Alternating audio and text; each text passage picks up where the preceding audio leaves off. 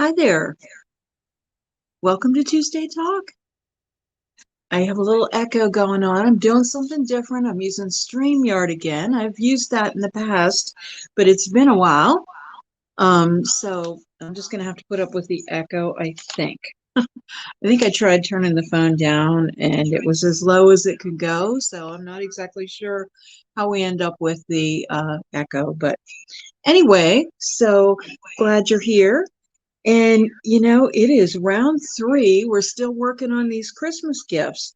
I'm just right now not doing too much painting, but I'm finishing up a journal here, and I'll show you that in a minute. I'm going to set it aside to dry, but that's a pretty one. Now, I'm not sure where the best place to show the camera because StreamYard, everything is backwards. So anyway, so that's that one. And but mainly tonight we're going to focus on jewelry making basics. So we're not going to do too much painting. I was just finishing that up while we waited because tomorrow I film the Around the Alleghenies show where we're talking about Christmas gifts. So I have to do my homework. um, but I brought a bunch of different things. I do want to show you one of the projects I have finished because I was working on. So remember the coasters? I think we were doing that in week 1 and I didn't get very far, but we were doing the little coasters that we got from Wish, little wooden squares, and I simply painted them and I used the stamp for the name, but I decided tonight that they needed a little something more. So I put everybody's name in the family, and then I added a little stamp on each one. So I thought that was kind of cool. And I will seal these with a satin clear coat. So that was just a project that I wanted to show you. So I hope everybody's doing well. So I don't know whether you remember last week we were working on these Cameos.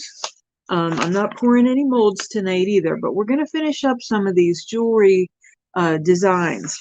Now, I showed you last week the glue on Bale, okay? And I had 2 different kinds. I had this one, which I love, this one. It works great. And I have these cords, these necklace cords that go right through them. But I have found that they're too big. The findings are too big to go through the other one. So I'm going to show you how, you know what, maybe this is a different kind. It might go through, maybe.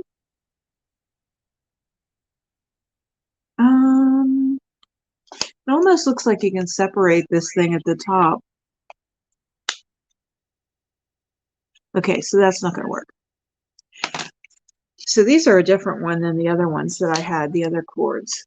But I'm going to show you how to make a chain.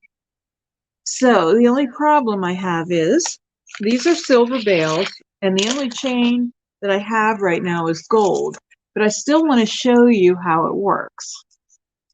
So I'll put it on a gold chain, and then I'll change it later. So I want to show you some basic jewelry making supplies that you would need, and also some tools. So I buy a lot of jewelry making supplies on Etsy and on Wish, all different places. So you figure out how long you want your chain to be.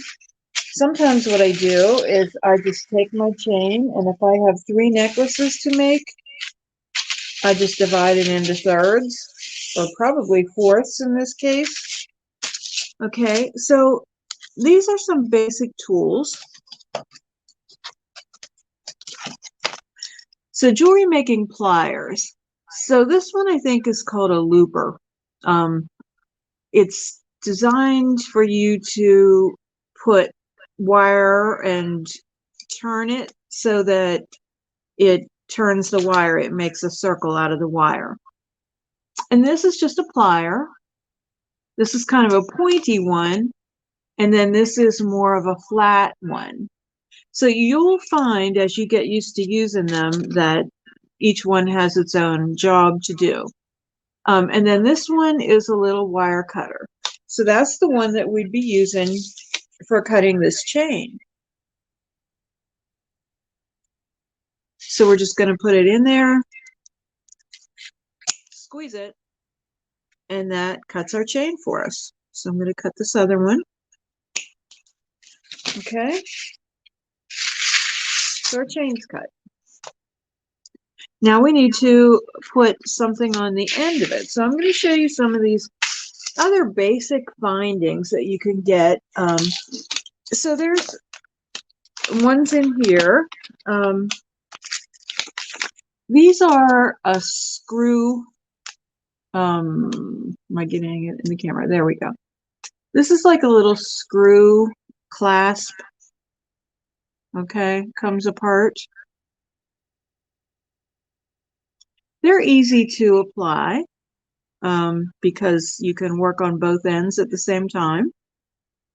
You can get all these bindings in gold and silver and, you know, the antique brass, whatever you're working on. Sometimes you can get magnetic ones. This one is a screw-on, but it's a lot smaller. So that's just one kind. But then there's the kind that you're probably used to on most of the necklaces that you have is the Lobster Clasp. That's an easy one too. All you need is a jump ring to go with that. And we'll talk about jump rings too. Jump ring is, this box is full of jump rings. Here's another one of the Lobster clasps. This one's a round one. It's a little bit bigger. But jump rings are just little circles.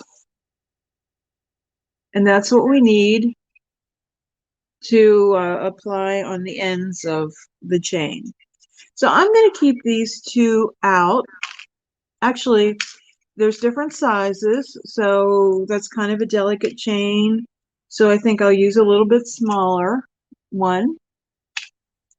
I'll keep these bigger ones. And remember, I'm not going to use a silver chain on a gold necklace or vice versa, but in order to show you how to do that, I'm going to show you with a gold chain. Having a cup of tea. And I think if you comment, I can see it tonight. So if you come on, say hi. Sometimes when I'm doing these lives, I get several people on.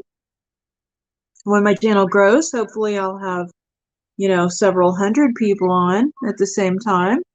But for now, sometimes I have no watchers, but I don't feel alone because later on I can always read your comments. So, and you can always play it back. So let me show you how to open up one of these chains or open up the jump rings. Okay, so we have our chain and I'm right-handed. So I typically put the smaller one in my right hand and the larger one in my left hand. That's just how I do it. You'll find whatever's comfortable for you. So I'm just going to pick this jump ring up. Might have been easier to pick it up with my hand. So there's a little, trying to find the camera here. There's a little interruption in there. So I'm going to put these, pliers on here, and I'm going to turn one towards me and one away from me. Okay. So you can see that opened up this jump ring. So while it's open, I'm going to put one end in the chain and the other end in one end of this barrel clasp.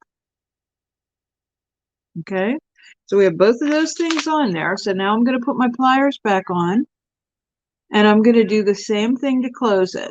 One towards me and one away from me. And I want to look at that joint and make sure that it's nice and closed together so that my chain doesn't fall out.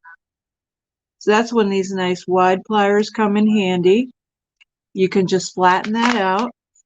Okay, so we have this. You can see that. Okay, so we're going to go to the other end. And like I said, this one's so simple to use. If we were using this kind, wait, where is it? Well, let me get it out of here. If we were using this kind of clasp, we would have put this on one end and a jump ring on the other end.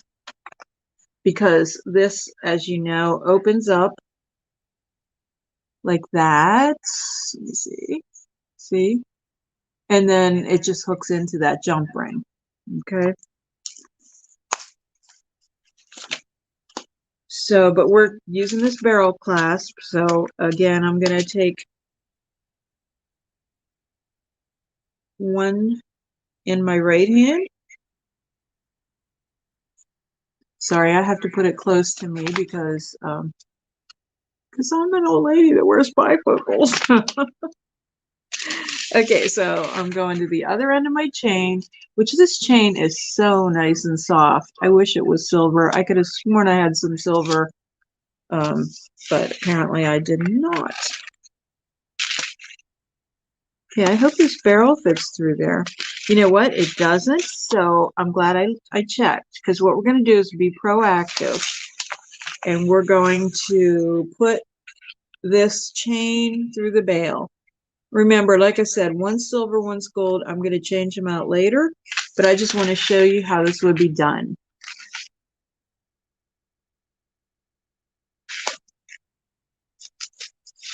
So we put the jump ring on, and we're putting the other end of the veil on. And then we're just closing it back up again. Again, you want to make sure your joint is really close, because like right now, they're separated, and that's not going to be a good thing, because your your chain is gonna come out, or your bail's gonna come off. Sometimes when it's really close, you can just hold it in there and use the pliers and tighten it. But you just want to inspect it and make sure that it's going to stay in there. That one's pretty close. It could be closer though.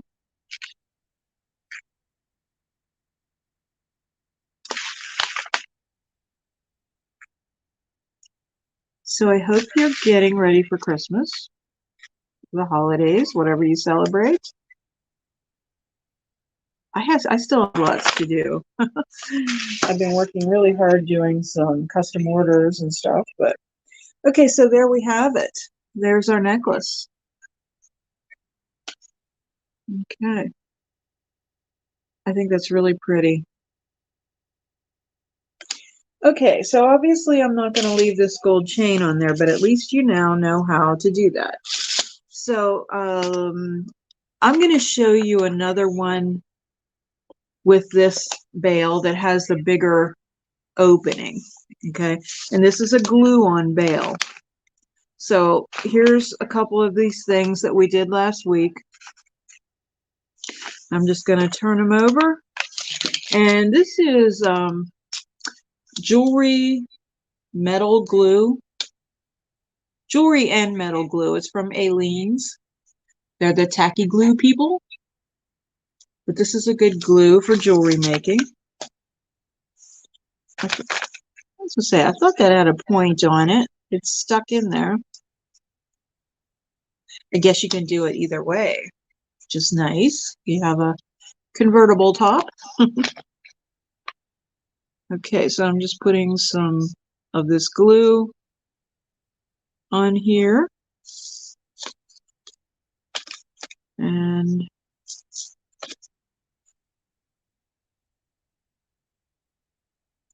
centering it on there, and it sticks pretty much right away. I can move it around a little, but wow, it tacks really fast. I pulled that up, so I hope I don't need more. I think it'll tack back on. Really, this is almost like super glue.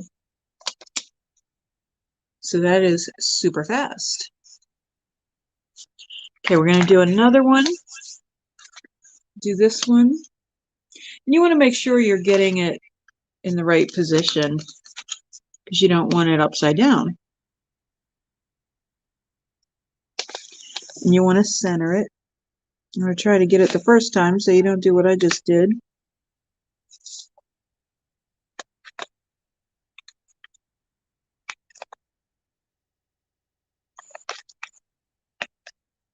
Ah, because my finger's like stuck to there. It is like super glue.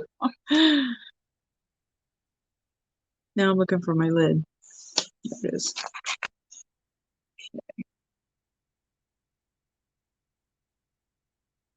Probably not good. I should have wiped that off. That'll probably stick on there, but we'll deal with it later.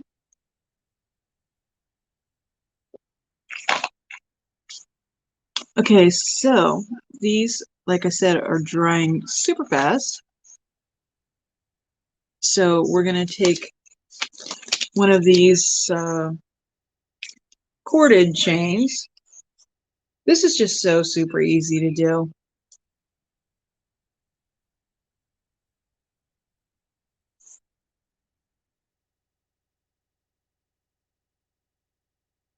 Oh man, I have a different kind of chain. Oh, I think they're in here. Because I was going to say, apparently these aren't fitting through either because I thought they were different. Okay, so you remember the boxes we did too? Okay, yeah, these chains are nicer. I also got a couple other things out to show you. No, okay. I'm like a kid in a candy shop when I go to the jewelry supply section of Michael's or Hobby Lobby.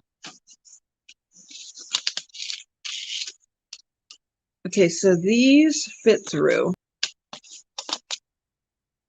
nicely. So doesn't matter which side. But how easy is that, right? I always like the lobster claw in my right hand just because, or lobster clasp, just because I'm right-handed. So, voila, another necklace.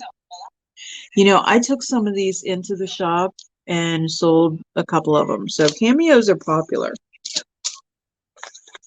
Okay, so this cameo, I think this one would look great on a ribbon. So if you were to use a ribbon, because obviously a ribbon's going to be longer, then you need something on the end rather than to just tie the ribbon. So this is a crimp. It's a crimp end. So you would lay the ribbon down in there and you would use the pliers and close it. So you'd have probably best to use these flat pliers for this, but I'm just going to hold it and show you. We'll pretend there's a ribbon in there, but you just press down one side, and I'm going to flip it over so you can see. So you press down one side, can you see that? And then you do the other side. You just fold it over onto that. So that crimps, and you make sure it's really good and tight, and that crimps up and that holds the ribbon in there. And then you use a jump ring and a clasp. So you've just made a chain out of a ribbon. Okay? So that's another easy one. Okay, this, I think I showed you this one last week. This is a pinch bale. So if you had a hole in the top of your piece, whatever you were going to do. So let's just say I took this. Now this obviously has a bale on it, but let's just say I took this out of the mold. If it's soft, you can just put this right on here and squeeze it. You can open it up if you need it to be bigger. They make these kind for earrings too. So I just made it bigger so it would fit on whatever, and then you just squeeze it using the pliers. So that's a sterling one. That's really pretty. So we used one of those last week. So there's so many different kinds of things that you can get. So another thing we did last week was the Cameos, and we put the earring backs on there, just glued the posts on there. So that's another way of doing it. And here's another pair of posts that we did.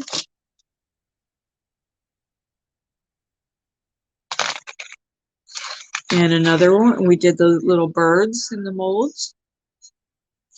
And then here's another pair. And another thing that you can do is when this is hardened, you can use a little drill, a little Dremel tool, and drill a hole in there. Like if I was making these pierced, I would drill it in the wing and then just, use a chain or whatever to hang it with, depending on how long you wanted it. I hope we're streaming because this is weird. I haven't seen any guests on tonight. I usually always have somebody on. So I guess you'll have to let me know later if you missed the broadcast. So, okay, I want to show you some earring findings. These are mainly for pierced ears, but I'll just show you some of these. So this one's really cool. I like this. It's like a fish hook, and you put this end through your pierced, and you put whatever down on here, beads or whatever, on a jump ring. So one of these would be really cute on here. Obviously, you'd want to paint it and put a jump ring on there, but I think that would be really cute.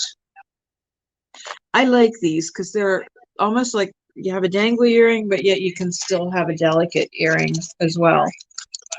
And I think I got these from Wish.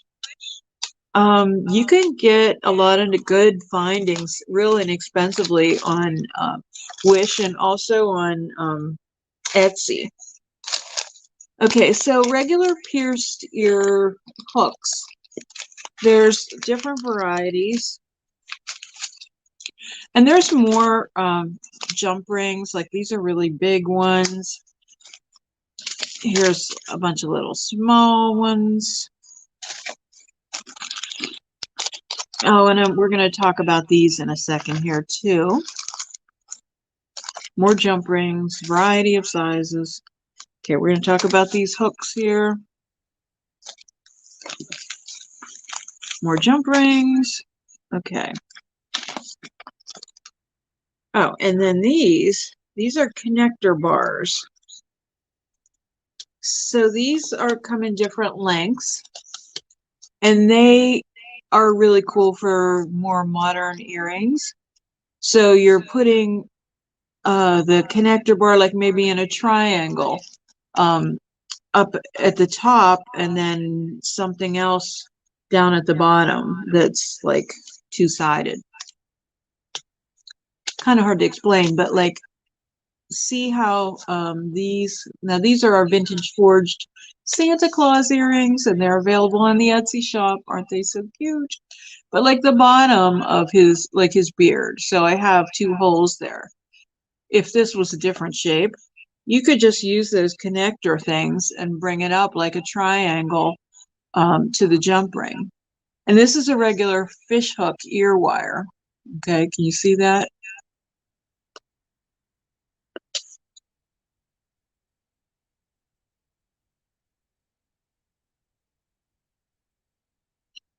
Okay, so here's Goldfish hook ear wires. And then these ones are really cool. These are, I got these from Wish, and they're sterling. I really like them.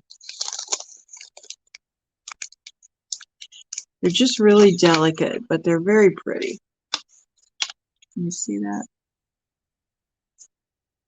So the back of it just, goes through it's kind of like regular wire, fish hook wire, but it's very elegant, and it is sterling.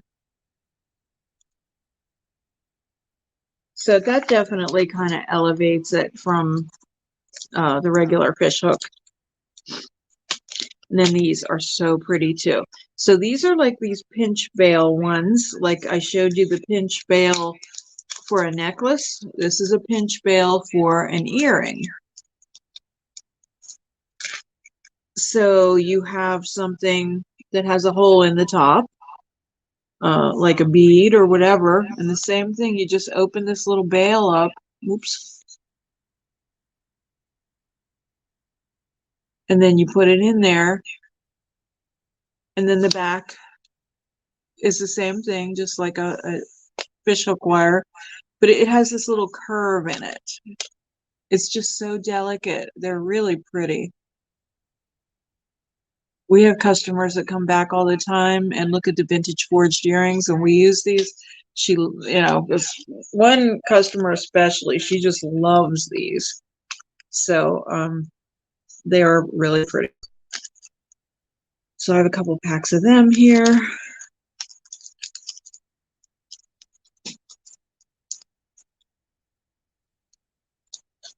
Throwing some on the floor.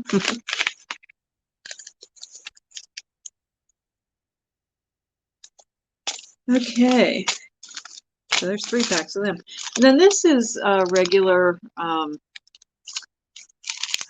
French wire, I guess you could call it, except it's a little bit different because it is round. So that's different.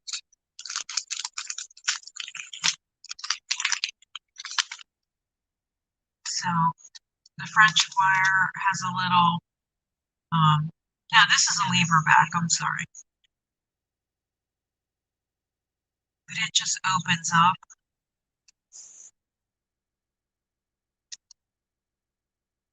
And then you just close the back of it. So these ones are a little bit different. I guess it goes this way. Holding it upside down because that's the wire that goes through your ear. And then that clasps, and then you have this little hook down here. It's really different to have them be round because they're sort of like hoops. So I haven't used them yet.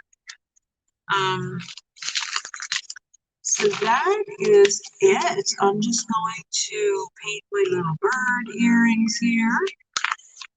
And it's a short and sweet night because everybody's got stuff to do. So I appreciate you joining me tonight, and I hope to see you Thursday. We're going to do a little holiday tour. We have our little Christmas village up. We have the tree up behind me, and just some other touches around the house, our outside lights and stuff. So I'm going to show you that on Thursday. And then on Saturday, I have part 2 of the Sarah and Ray inspired desk. So I hope you join me for Step by Step on Saturday. And if you're local, stop by. We're having an event at the store on Saturday. So I thank you so much, and you have a wonderful night. Bye-bye.